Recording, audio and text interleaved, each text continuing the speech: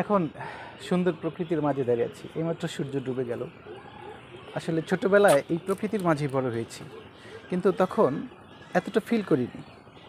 কিন্তু যখন শহরে থাকছি তখন এই প্রকৃতিগুলো অসাধারণ মনে হচ্ছে। অনেকদিন পর আসলাম, খুব ভালো লাগছে, এনজয় করছি, অনেক সুন্দর ভিউ। আসলে শহরের জীবন অনেক চ্যালেঞ্জিং, কখন রাত হয় কখন দিন হয় মাঝে মাঝে বোঝাই যায় না। চোখ জলসানো লাইট, আর এখানে আসলে মন জোড়ানো দৃশ্য অসাধারণ, খুব এনজয় করছি।